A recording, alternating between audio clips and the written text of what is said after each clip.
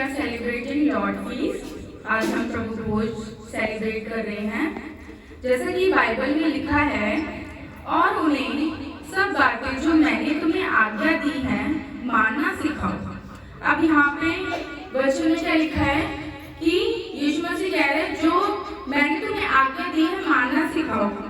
उसमें से एक आज्ञा क्या है? प्रभु भोज की। तो ये यीशु मसीह ने एक बार हमें करके दिखा दिया प्रभु भोज। अब आगे हमारा फर्ज बनता है कि हम उसे कंटिन्यू रखें और आगे हम सबको करना सिखाएं। तो प्रभु भोज हमने बहुत से प्रभु भोज देखे होंगे या सुने भी होंगे कि अलग अलग चर्च में अलग अलग तरह के प्रभु भोज सेलिब्रेट किए जाते हैं। कुछ लोग प्रभु भोज में पैर मिलाते हैं, कुछ लोग टिक्की के साथ प्रभु भोज करते हैं, पर कोई ये नहीं करता, कोई जो एक्चुअल बाइबल में लिखा हुआ है कि हमें कैसे सेलिब्रेट करना है, हमें कैसे प्रभु भोज करना है, वो कोई भी नहीं करता। क्यों नहीं करता कोई ऐसे? सबके अलग अलग डिफरेंट रूल्स एंड रेगुलेशंस हैं कि हमें कैसे करना है, हमें ऐसे करना है। हमने क्यों अलग अलग तरीके के प्रभु भोज कर रखे हैं अपने अनुसार? ये गलत है।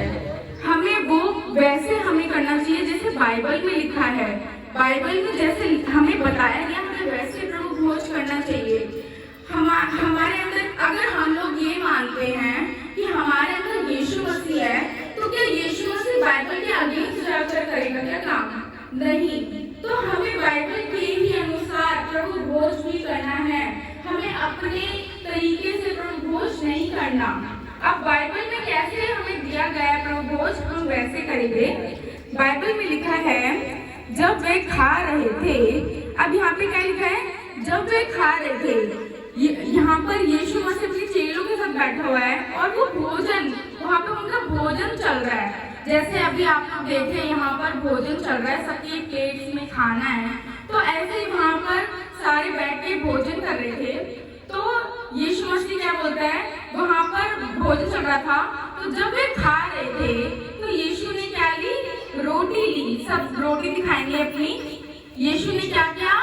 रोटी ली और क्या क्या? आशीष मांगकर तोड़ी। सब तोड़ेंगे अपनी रोटी। अभी कोई एक्सचेंज नहीं करेगा। यीशु ने क्या की? आशीष मांगकर रोटी को तोड़ा और चेलों को देकर कहा, लो खाओ, ये मेरी देह है। अब हम सब एक दूसरे से रोटी एक्सचेंज करेंगे। यीशु ने क्या किया? रोटी तोड़ के अपने चेलों को देकर कहा, लो खाओ, ये मेरी देह है। तो हमें अपनी रोटी को तोड़ना है और अपने जो पार्टनर हमारे नेक्स्ट बैठा हुआ है उसको तोड़कर देनी है और बोलना है, लो खाओ, ये मेरी देह है। तो यीशु मसीह ने साफ बोला है कि ये जो रोटी है ना, वो मेरी देह है। तो हम अपने चर्च में क्या करते हैं? हम क्या रोटी रखते हैं?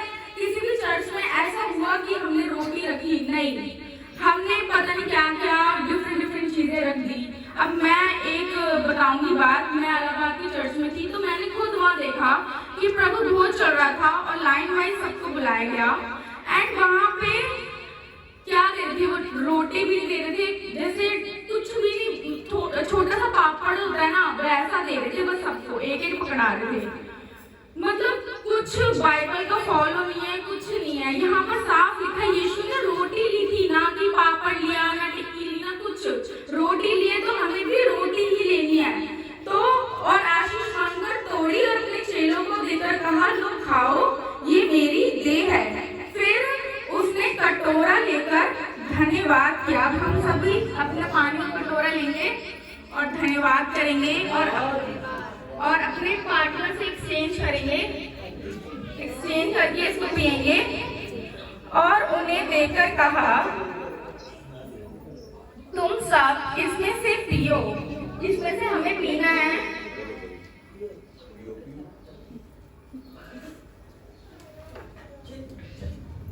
तुम इसमें से पियो, क्योंकि ये वाचा का मेरा वह लहू है जो बहुतों के लिए पापों की क्षमा के निमित्त बहाया जाता है। अब यीशु मसीह ने साफ इसमें बोला है कि ये जो